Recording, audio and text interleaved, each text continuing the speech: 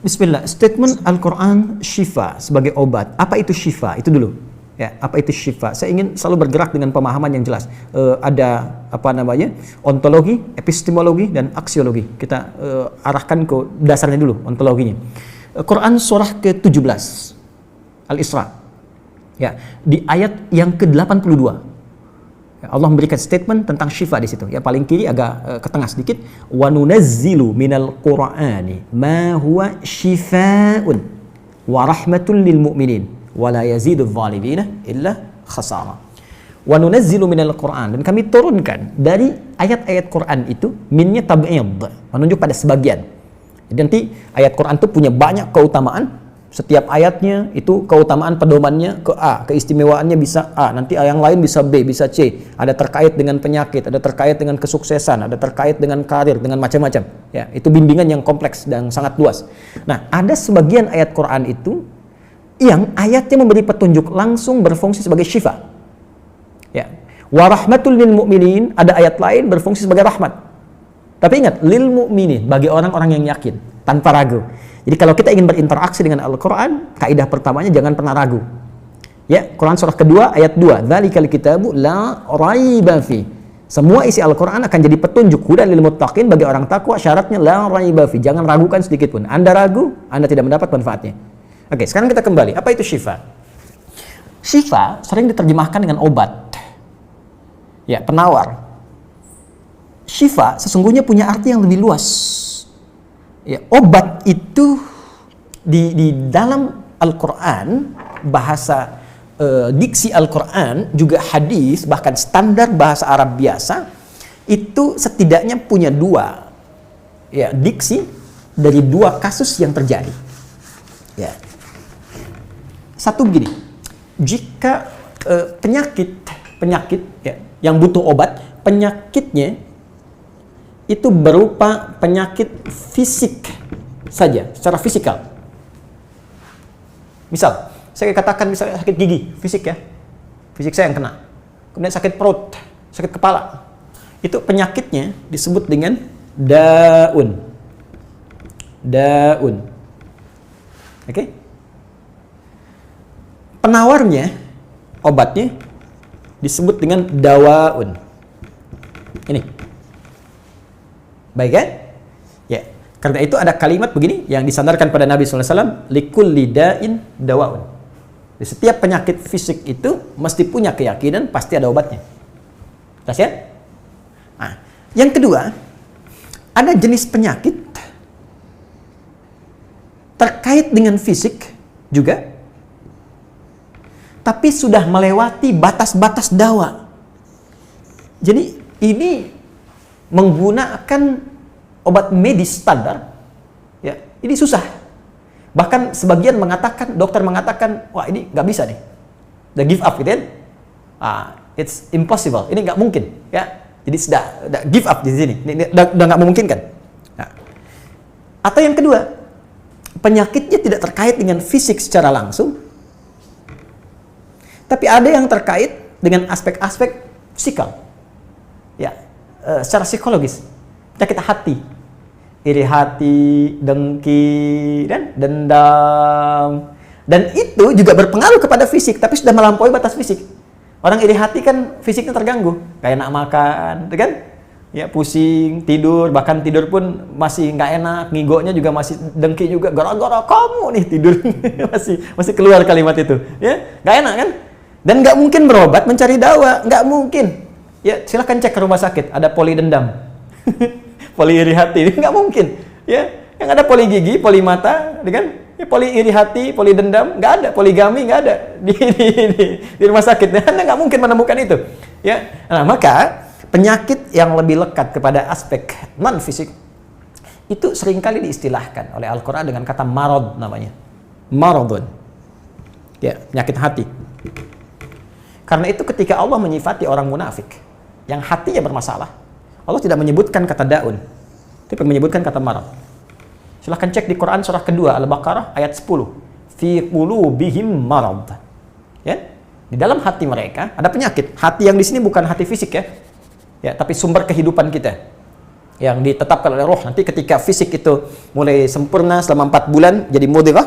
Jadi kan ada 3 tahapan seperti kita ketahui, ya. Dari mulai di Al-Arba'in, kalau kita baca Al-Arba'in, Al-Imam An-Nawawi, hadis nomor yang keempat, ya, Abdullah bin Mas'ud radhiyallahu ta'ala anhu, qala Rasulullah SAW, huwa as-sadiqul masduq, inna ahadakum yujma'u fi batni ummihi 40 yawman nutfah. 40 hari pertama, ya, itu baru berbentuk penyatuan, perpaduan antara spermatozoa dengan ovum, thumma yakunu alaihi 'alaqah, kemudian mithla dzalika 'alaqah, 40 hari kedua berbentuk zigot yang telah menempel di dinding rahim, thumma yakunu mithla dzalika mudghah, 40 hari ketiga berbentuk mudghah, daging keratan.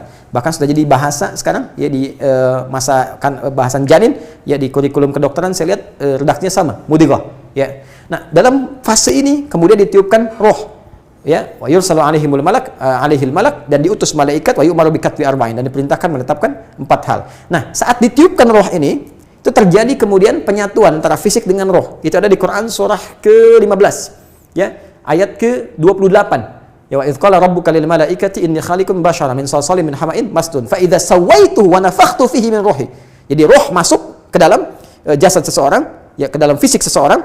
Ketika sudah masuk, dia bisa bernafas, kan? Ada kehidupan, unsur kehidupan. Karena itu nafas terambil dari bahasa Al-Qur'an. Jadi begitu kemudian sudah masuk roh ke dalam jiwa, menjadi nafas namanya, berubah dari roh jadi nafas. Ya, maka dia membawa 2 potensi. Ya, ada fujur, ada takwa. Di Quran surah 91 ayat 7 sampai 10. Wa nafsi wa ma sawwaha fa alhamaha fujuraha wa taqwaha. Jelas, ya? Maka wa nafsi wa ma sawwaha, jika roh sudah masuk ke dalam jiwa jadi nafas, dan disitulah manusia bisa bernafas. Tapi jangan lupa dia membawa 2 potensi. Ada potensi kebaikan, takwa, ada katalis kebaikan. Saya tidak mengatakan yang buruk. Itu katalisnya. Jadi lawannya langsung. Yaitu jujur, lawannya dusta. Ya, marah lawannya sabar. Yang sabar itu takwa, jujur itu takwa. Yang marah, yang sombong, yang bohong, itu namanya fujur, itu katalisnya. Di Allah menciptakan sifat marah bukan ingin membuat Anda pemarah, tapi ingin kemudian memacu supaya yang sabarnya muncul. Sebab kalau nggak ada marah, bagaimana bisa ada sabar? Itu cara membacanya. Nah, di sini terjadi pergolakan. Ya. Apa kaitannya dengan ini? Orang-orang yang tidak bisa mengendalikan sifat takwanya dan tidak menjadikan sifat fujurnya sebagai katalis, tapi diikuti menjadi dominan, maka jadi penyakit di hatinya. Itu yang disebutkan dengan marad namanya. Ya, itulah yang memunculkan penyakit riya, pamer, gitu kan? Sum'ah, ingin didengar orang, sombong turunannya, ya, kemudian dendam dan sebagainya. Ini marad. Marad ini dan penyakit yang sudah melewati batas fisik, kalaupun terkait dengan fisik, nggak ada obatnya dari dawa. Yang ada hanya syifa. Maka jika ada orang tertentu yang terkena penyakit fisik yang sudah di luar batas dawa, yang medis misalnya udah nggak bisa nih, ini nggak mungkin, maka beralihlah dari dawa ke syifa. Ini yang pernah dilakukan oleh Nabi Ayyub alaihissalam. Ketika diuji dengan penyakit, Allah contohkan langsung supaya kita bisa meniru. Bukankah ayat ini turun ketika Nabi diuji dengan penyakit? Ya, supaya memohon kepada Allah. Jadi kan Nabi Ayub kan divonis dengan penyakit yang tidak pernah diderita oleh orang sebelum beliau, tidak akan dirasakan oleh orang setelahnya. Yang paling menarik apa yang dilakukan? Ketika semua mengatakan nggak mungkin, lalu turun kemudian gambaran dari Allah. Quran surah ke-21 ayat 83 sampai 84. Wa ayyuba, pakai fathah loh, bukan dhamma, bukan kasrah. Ya, fathah itu menunjukkan sesuatu di masa lalu untuk dibuka bagi orang di masa depan. Ya, fathah itu dibuka. Itu ilmu lughahnya. Saya spesialisasi di bahasa Arab. Jadi di antara makna itu fathah, kenapa ada fathah, ada dhamma, ada kasrah, itu ada maknanya. Wa ayyuba, dan kami buka kisah Ayub di masa lalu sebagai inspirasi untuk orang di masa depan. Idnada rabbahu anni masanni yadhurru wa anta arhamur rahimin. Ketika beliau mulai meninggalkan opini manusia dan mulai kembali kepada Allah dengan sangat kuat untuk spesifik memohon kesembuhannya. Ya Allah, penyakit ini sudah mengganggu saya. Untuk ibadah, itu poinnya. Untuk ibadah. Jadi ternyata kalau ingin disembuhkan dengan cepat, arahkan kesembuhan itu untuk niat kita beribadah. Kalau cuma pengen sembuh saja, jangankan Anda yang belum beriman pun kalau sakit pengen sembuh. Terus Anda tujuannya apa dari kesembuhan itu? Kalau cuma pengen minta dunia, apa dengan sakit belum cukup menjadikan Anda ingat Allah? Maka arahkan permohonan itu untuk kesembuhan supaya punya niat ibadah. Ya Allah, saya pengen sholat lagi. Ya Allah, saya pengen ke masjid lagi, pengen tahajud lagi. Mohon ya Allah, penyakit ini sudah mengganggu saya tahajud, saya pengen sholat lagi. Wa anta arhamur rahimin, sedangkan Engkau yang paling sayang kepada saya. Kalau yang Maha Penyayang saja tidak menyembuhkan saya, kepada siapa lagi saya mesti memohon? Nah, tahu apa yang terjadi?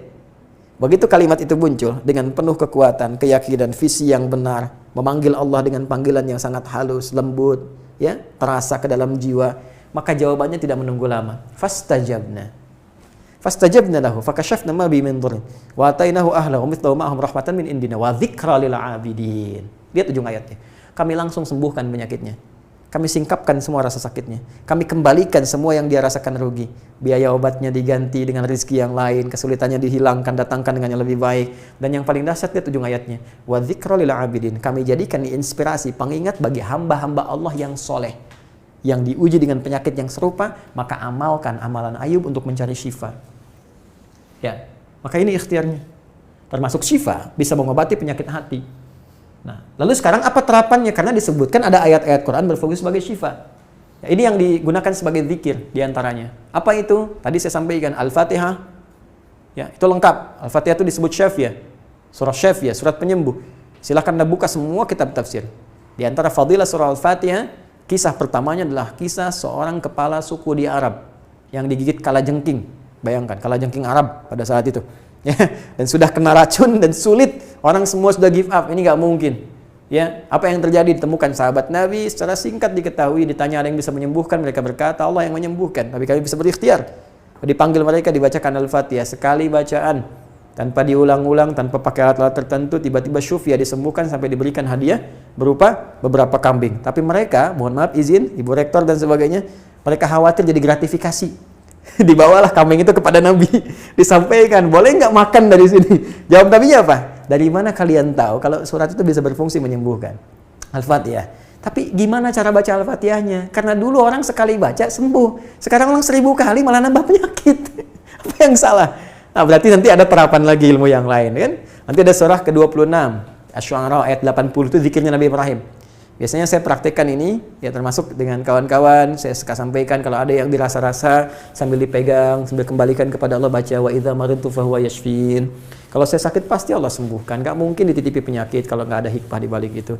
Ini saya amalkan saat diundang saya ke Kalimantan untuk ceramah, tiba-tiba ceramahnya ba'da maghrib, sore hilang suara. Hilang. Sama sekali nggak ada. Ya begitu salat, ya kita sama amalkan tadi dengan penuh keyakinan, minta ikhtiar juga pakai fresh care gini, tapi kita minta ya Allah, ya wa idza maridtu fahuwa yashfin, kalau saya sakit pasti Allah sembuhkan. Nggak mungkin ditugaskan kalau Allah nggak berikan perangkatnya, pasti diberikan. Nah, tahu apa yang terjadi? Begitu ngimamin maghrib, suara keluar serak-serak basah. Begitu tausiah, keluar sempurna. Ba'da isya nyambung, keluar sempurna. Habis ceramah, hilang lagi suara. Hilang lagi suaranya, supaya disuruh istirahat, gak banyak nanya orang gitu kan. Tapi itu menarik. Dan puncaknya tadi, Quran surah ke-21 ayat 83 sampai dengan 84. Tergantung kasusnya. Kalau di kasusnya misalnya kasus, mohon maaf, ya terkait dengan kehamilan, nanti ada lagi yang lain ayat-ayatnya. Ya. Misal di Quran surah ke-3 ayat 38 sampai 39. Nanti di Quran surah ke-19 menjelang persalinan, dari ayat ke-25 sampai dengan ayat ke-26. Nanti di Quran pas kalau sudah berkembang janinnya, ada di Quran surah ke-7 misalnya, ayat 189 dengan doanya dan turunan lainnya. Bahkan bisa diamati teman-teman yang di SPOG misalnya, atau di kebidanan, ada nanti ayat-ayat spesifik, Quran surah ke-22 ayat yang kelima, ya ada di Quran surah ke-23 Al-Mu'minunnya, ya ayat 11 sampai 13 itu lengkap sekali. Kita bisa gali sampai ke situ. Itu yang kita maksudkan syifa. Jadi keluarkan ayat-ayatnya, tapi bukan sekedar dibaca, dalami isinya. Sehingga paham apa yang harus dilakukan. Karena di sini nanti ada konsep ikhtiar juga. Ikhtiarnya bagaimana, ya secara medisnya seperti apa, dan pertolongan kepada Allahnya bagaimana. Terakhir Nabi pernah datangi seseorang, dia minta disembuhkan. Ya Allah, ya Rasulullah, si fulan sakit, tolong sembuhkan. Kata Nabi, idzhab ila tabib, pergi ke dokter. Kata orang ini, Anda kan Nabi, tinggal berdoa disembuhkan. Jawab Nabi sangat elegan. Pertanyaan orang ini bagus, Anda Nabi, berdoa dikabulkan, pasti. Tapi jawab Nabi sungguh elegan. Kata Nabi, kesembuhan itu dititipkan di tangan para dokter. Jadi Nabi ingin memberikan satu isyarat, Anda tetap ikhtiar. Karena tidak selamanya Nabi akan hidup. Ya, karena itu dokter-dokter mesti belajar. Saya mendambakan dokter-dokter yang bisa belajar dari Quran juga. Saya mengharapkan nanti ada dokter mata yang hafal, ya, misalnya ayat-ayat tentang doa, tentang mata, ya, riset tentang ayat-ayat mata, hadis-hadisnya apa, sehingga Anda bisa menerapkan resep-resep yang indah. Ya, waduh, kenapa nih dok, mata saya nih nggak bisa dikontrol nih, sakit. Kenapa? Saya kalau ngelihat tetangga beli kulkas sakit, kan nggak bisa dikasih obat tuh ya. Anda bisa kasih resep Quran surat sekian, ayat sekian, ayat sekian. Nah, itu yang banyak kejadian sekarang. Ya, orang matanya sehat tapi tidak bisa membedakan mana milik dia, mana milik orang lain. Demikian juga dengan yang lainnya. Itulah syifa. Wallahu ta'ala a'lam.